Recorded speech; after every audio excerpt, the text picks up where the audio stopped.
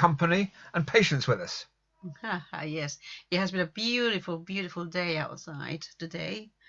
Yeah, we did manage to have a little walk to get a few We groceries. both took a walk to the shop, and then Irma stood outside. She went to a different shop. We decided we'd go to different ones, but I hit the jackpot because my shop was open and hers was shut. Yes, it was shut. So And but then, I did window shopping. I yep, was looking at you through she the was window. standing outside, waving through the window and pointing to stuff through the window that I was supposed to be buying, and that seems quite sensible, I guess. Yeah, yeah. It It was worked. It it was worked. funny. It was funny. Now, I've been thinking, and it occurs to me that for many couples, one great topic of conversation that they have at the end of the day is, hey, hello, dearest, what did you do in the office today? Or what did you do in the fields today? Or whatever, in the lorry. Hello, Andy, thanks for joining us this evening. So I'm just thinking to myself, the sort of conversations that you can have when you're both in the house together all day long. It's just, what did you do in the bathroom? Well, go and flush it. So it's not the sort of usual, slightly different twist on things. Yes, Um, yes. anyways, I've got to have a little rant. Am I allowed to have one? Yes, just a very short one. Apart from, I mean, today, first of all, today should have been the peak of this thing. And if everybody had stayed at home from the day that the lockdown came, today would have been a peak because you have 5 days to develop the symptoms. Hello, Tony. Thanks for joining us this evening. So I'm going to go on a little bit of a rant for the first 5 minutes of this because I'm a bit annoyed about a couple of things. If we'd all stayed at home, and I think we are now, but if we'd all stayed at home from day one of this thing, then the peak would be today. Because 5 days to display any symptoms, and then another 14 days to get very ill and either pop off or recover. So today would have been the peak of this thing, and it's kind of holding steady, which is nice, but we're not seeing a sort of significant decline. It's not. Having said that, it's not shooting up as it should, and it's been steady for like a week and a half now, where it was doubling every 3 days. So that's a good thing. That's a good thing. But the government are doing some naughty things. Hey, hi, bud. And hello, Pritam as well. It's good to have you with us today. There's a couple of naughty things that I want to tell you about that the government's done, which I'm not too done or not done. Now, I heard a rumor today, and I don't know this is true, so don't hold me to this, that the reason there are shortages and stuff is because there are procurement contracts and it's a closed shop in the NHS and they won't buy stuff from anywhere else, and then it's big business going into the billions. If that's true, and I'm not saying it is, but do your due diligence and Google it and everything. If that were true, it would be pretty scandalous because we should all be pulling together at this time, and I regard that as quite a critical thing. It was an insider who told me that, but I haven't been able to verify it, so I can't say if this is true or not. But I can say something else that is in, because if it's time to not mince our words. Where's that news story we were looking at a minute ago? Right. What happened to it? I know it's. Oh, somewhere there we are. Now, this is another extremely naughty thing that the government's done. There were enough labs all around the country with equipment that could have been used to test everybody for this virus. It could have been outsourced to hundreds of different labs. Instead, the government didn't at the time when they should have done. They should have been doing this at the end of February when we're seeing. They didn't start doing it then. They started in the middle of March, scrabbling around. They've only set up 3 centres to test us for this virus. They've pulled a lot of equipment away from a lot of other people. It's a complete mess. And rather than testing 100,000 of us a day, which they should be doing, they're testing 1,500, and that is a bad joke, and it's very naughty. I don't care which prime minister or what is in what hospital recovering from what. Somebody should be in charge, and somebody should do something about this, because the way to keep a lid on this, you've never seen me angry, but the way to keep a lid on this is to test everybody rigorously, and countries like South Korea were testing 20,000 people a day, not 1,500. We're not some kind of third world country exporting, I don't know, dates to the world as that being the prime source of our economy. We're a high tech sort of country. We've got we've got the City of London. We've got massive kind of service industries servicing the world. This is unacceptable. So we have the technology. It's just the bureaucracy that we need to get over it. Absolutely. We need to get our crap together and get organised and stop thinking about profit margins and controlling things and everything, and allow people to do what they do best. All I can think is probably Oh, fear. Yeah, it's probably fear in terms of what you can do and what you cannot do and steps. yes, yes. Hello, Philip. Hello, Ian. You've just missed a little rant that I had because I got a bit worked up about the fact that the system, i.e. the government and all that, are not quite doing what they should be doing in terms of the tests, where they're not running nearly enough. 1,500 a day is a bad joke. And in terms of the procurement of stuff, where there's a group of chums that supply stuff to the NHS, and although there are wider industries out there standing by to help, they're not allowed inside the cartel. And these are two things that are kind of annoying. I think there should be some kind of emergency measures to bypass so much bureaucracy, more so with the NHS or within the NHS. Absolutely, if indeed so. Have that kind of diplomacy about getting things. Absolutely so. Now, the BBC had a video today entitled "What We Can Learn from the War Generation," where youngsters were talking to their elders and things on video links and things. And they were telling them about, what joy it was to sit in the old Anderson shelter with a cup of tea and a tin mug and everything while the bombs were raising, and as a way of sort of raising morale and kind of and my plan, which Emma doesn't know, was for us to watch that for 5 minutes before we came on today, but I forgot. So anyways, but I'm sure that it was all about that. Kevin, hello, Kevin. Kevin's joined us quite a lot of evenings recently, so it's really, really lovely to see you, and I hope all's good in Ipswich. So I'll probably watch that before tomorrow, and then I might be able to comment. But I bet it's about singing Vera Lynn songs and keeping happy by the campfire. But you wouldn't have a campfire in one of those bomb shelters because it would kind of asphyxiate everybody. But anyway, we'll go into more detail about that. So keep the spirits high. So in terms of darkness. So indeed, so his Borisness apparently is making very good progress, but you can't really believe the spin doctors and the press statements and everything. But according to what they put in the press, he spent a night playing games and watching films, but they don't say what games and what films, so that leaves it all wide open, doesn't it, really? But I mean, and that's what I do when I got flu and stuff. Actually, to be honest, I don't really play many games, but I do. That's when I binge watch movies and stuff. I don't really have time to do it at other times because life's far too busy. But I look forward to those bouts of flu, but not to this one, which is why I'm staying at home. I do not look forward to this one because it looks like a mild one is like a really nasty flu, and we don't even want to go where it goes when it gets some kind of worse than that. But yes, we walked across our car park today to the little Sainsbury's on the corner, and Irma went to the little M&S. The little M&S was shut, so then she waved to the window to me while I was in the little Sainsbury's. Part of it was sort of bonhomie and connection, but part of it was buy that one, no, not that one, left a bit, right a bit, and everything. That's the ultimate. That was hilarious. It was very, very funny to watch. We should. And you didn't see the faces of the people inside, like saying, "What is that woman doing?" It's just not to you. Hey, that's rock and roll. Hello, Michael. Great to have you with us on this Saturday evening. They say Saturday night's all right for fighting, but with the 2 meter rule, we can't really do that unless we use broomsticks. Yeah. That was a song fencing. by Elton John. From when I think fencing is going to come into fashion again. We could do that. Yeah, that's actually it's not a bad idea. We could do that. Anyone doing fencing at the moment? We saw this wonderful comedy from hello Naomi, thank you for joining us. We were watching this wonderful black and white film a couple of days ago from 1960, I think it was, a British made comedy, and in there the guy's learning to get one over on these people who've been sort of making a fool out of him, and at one point he's in his flat and he gets out a sword and he's just kind of practicing fencing. There's nobody there at the time, which is what was that film called again? It was called School for Scoundrels, and it's actually on BBC iPlayer at the moment for another couple of weeks. It's a very funny movie if you like that kind of thing. But no explosions, no sex, no sort of astronauts. So if you like those kind of things, Hollywood is the place to find that. And they do that very well. God bless them. So the PM is playing football in the ward because it didn't really say what games he's playing. So it may well have been, and no doubt watching, I don't know, gangster movies. Let's kind of invent this a bit. So it doesn't say that in any of the stories, but you've got to flesh these things out a bit. That's what journalists do, isn't it? Really, I think. I think journalists, and there's some great journalists out there, but some of them have a bit of imagination. And this is a very funny thing. This is some Sky now, Sky News.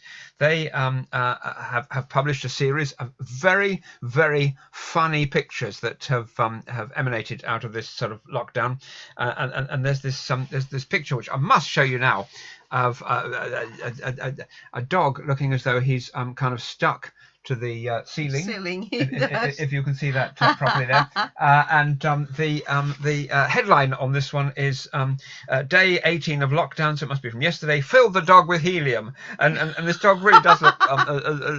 You can imagine. I will be. I'll nick that and definitely post that on my Facebook feed later, because it's like hysterically funny. And people have been doing, this is the point where this is the sort of edge of sanity now as we is being reached as we reach week 3. Hello, Julie. It's very nice to have you joining us in our living room this evening. And Daniela, how are things in that place where you live that's near Oxford, which the name of which I forget, but you'll probably remind me in a minute. But I know it's near to that other place that we don't talk about too much here. But you do have, I'll be fair, you have nicer hills and landscape and stuff than we do. And you have a kind of toll thing along the road. There's this toll booth when you drive to Daniela, and it dates back to 1361 or something, and they charge you, I think it's probably on a bank holiday it's 10p, but on a normal day it's probably about 8p, and you have to have the right change. And it's the most funny thing, because it's this is a main road, and there's a guy sitting in a booth on the main road, and he's and the cars are very nicely, sort of very politely lining up for this fella, take your 8p, and then you can drive on. And apparently this sort of toll booth was sold for a huge amount of money a couple of years ago on the basis of all the 10p's they collect. I don't think this is working. I think you may be correct there. So let us push our button and see if we can get cracking again. What an extraordinary thing that is, because that will make life very interesting further down the line. The thing that I wanted to move on to now is people kind of going insane. Today was my insane day for me. I found myself singing to you in Spanish, a song that I haven't heard for years. You did, and then we were walking across the car park on the way to the supermarket, talking to the plants. Yes, I was actually. I just felt, oh my God.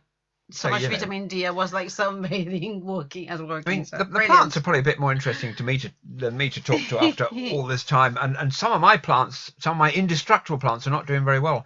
I've got this plant which is called the Mexican hat plant, which is a great name for a plant. It is almost indestructible. It can go for like a year when I forget to water it and all that kind of thing. So to be one of my plants, you've got to be pretty solid there. But it's got some kind of disease.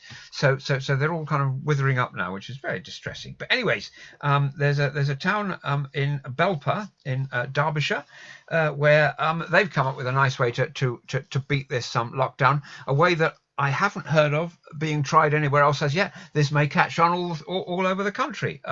You never know. But every evening at 6:30, they go to the bedroom window and they roll up a coal of paper or something like this and make the noise of a cow. Oh dear! And I'm not quite sure why they have at 6:30. There's a whole chorus apparently of cow noises. And there we are. Maybe this will get simulcast online at some point. But we're regressing to the dark ages. Indeed. Hello, Sharon. How things up your way? I hope there's nobody doing anything as loopy as making cow noises out of the window. But it's it was a loopy day for everybody, I suppose. There's an interview in a good here. way. Talking to a lady called Isabel, who has moved since day one, and says it's a great way to get the community together to be part of something. Well, maybe watching paint dry would be an equally fascinating activity, I think. Something that has caught on around the world, I don't know if you've come across this, Irma, is people drawing pictures of rainbows and sticking them in their windows. Oh, no. That's a really big deal right now. It's very kind of popular. It's really kind of taken off. The BBC, this is, tracked down the lady, a mother who kind of started the trend going, and she comes from Kevin Darby's town, Ipswich, and she set up the Rainbow Trail Facebook page after seeing something similar in Italy, apparently, and they've now got 182,000 members from around the world, which is nearly as many people as join us in the living room every day, and it's a wonderful thing, and it's really good to see. Hello, Chris. Thank you for joining us this evening. We're talking about rainbows. Which is I remember, fascinating. Oh, that's a beautiful one. and there are all sorts What of. is this here in the UK?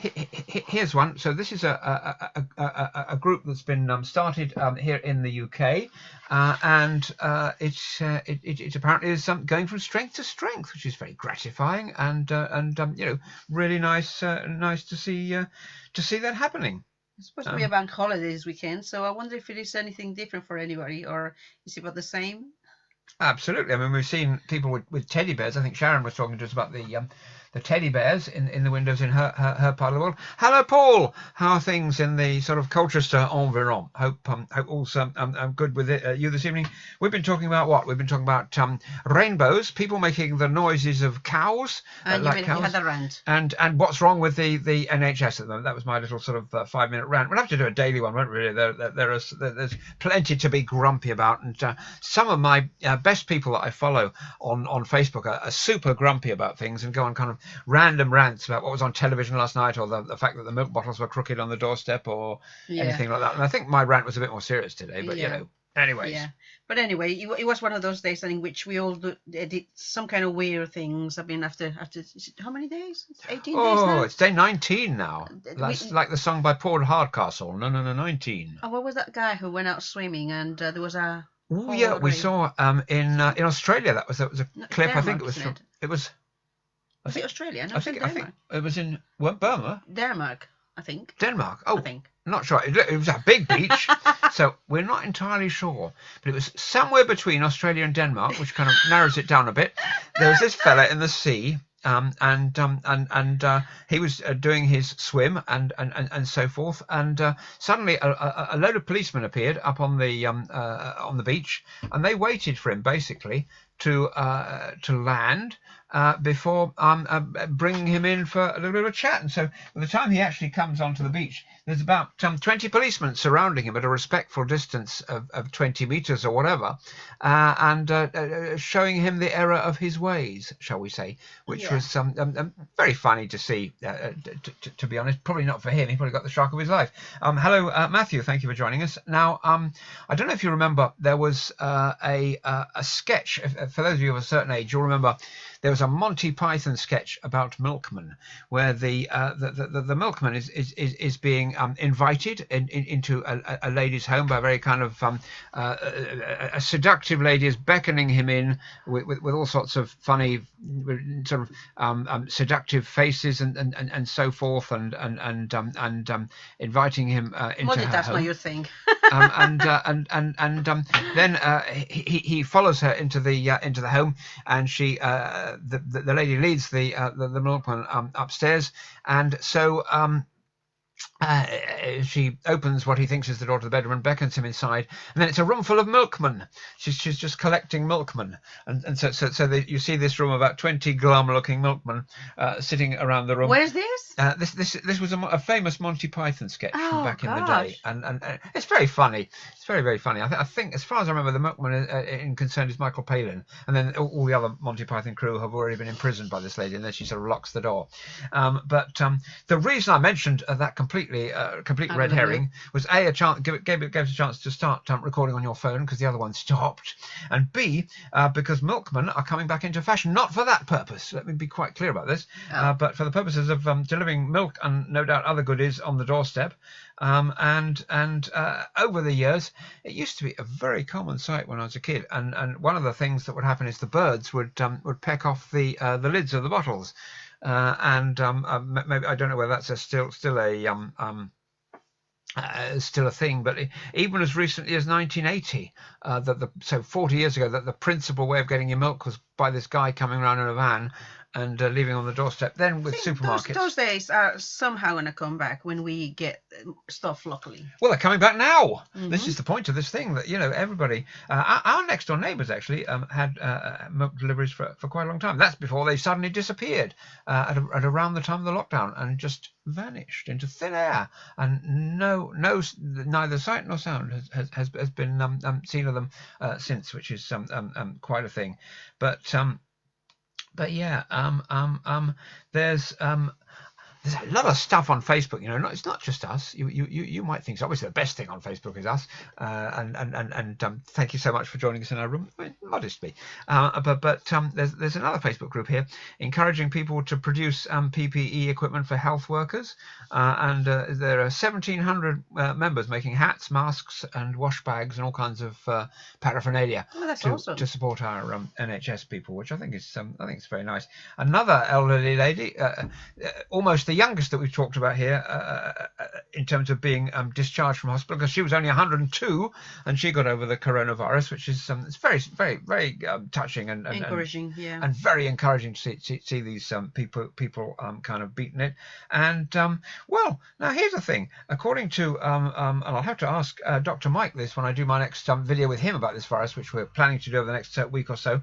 But according to this, a virus against this horrible pandemic could be available as early as September, and it's coming from that place just down the road from Daniela from Oxford University, according to Sarah Gilbert, who is a professor of vaccinology. The human trials are going to start within a fortnight. Oh, that's very encouraging. Amazing. That's very encouraging. I think it's probably erring on the side of optimistic. Hurry up, science!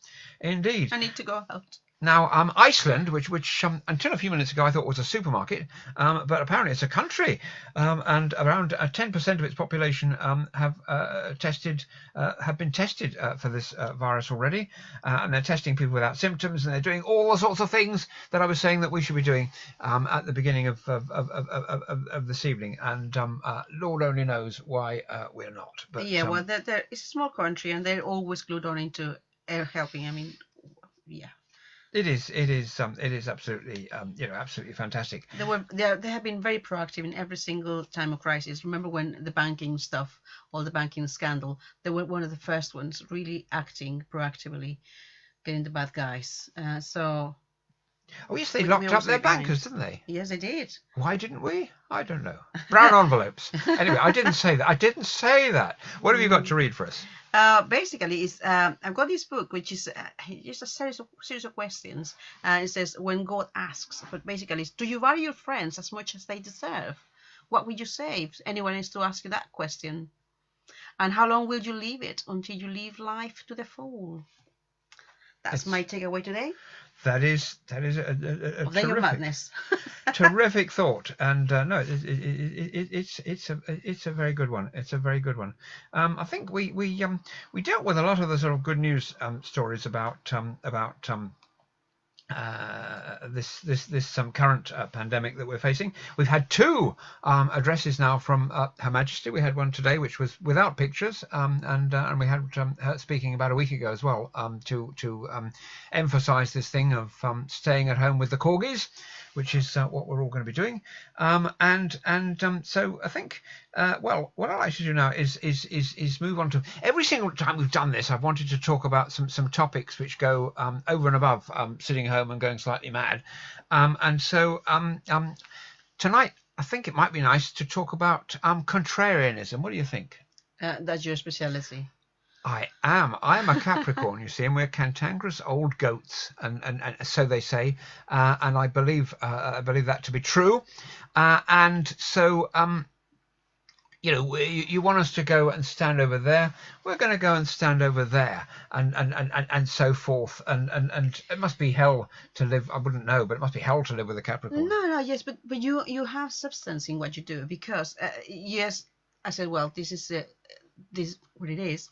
But then you find another way of working things out, and this is how it becomes. So that makes you contrarian. You just find different access to different things.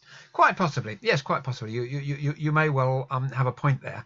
Hello, Dave. Thank you for joining us. Our screen here in Cambridge has become a bit jerky, so if you're having difficulty watching this, we might in a few minutes stop this and restart it again, because yes, at the moment it's grainy. getting more grainy than usual, and more juggly than usual, and there's a little thing in the corner which I don't know what it means, but I think it's a bad thing, saying event logs has clocked up 68 of them, which doesn't sound all that good to me. So we may push the big red button and restart ourselves shortly, because we're not coming out with the sort of clarity that we should. Hello, Phil. We're just debating whether to press pause and stop this recording and start it again. If it's playing up a bit, could you let us know, please, in the comments, because we're not entirely sure.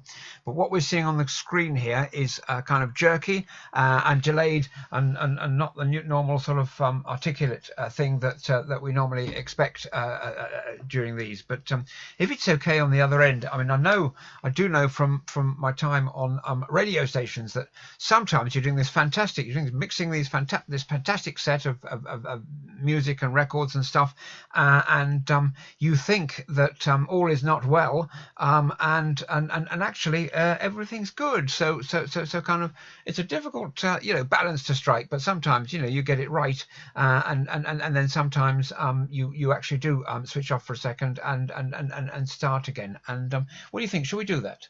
Yeah, Because it's a bit disconcerting for us sitting here to see not to see what we're doing properly. So we're going to take a 5-minute break, if that's okay with you, and then we'll be back in 5 with all the machinery oiled and shouted and up and running again. So please join us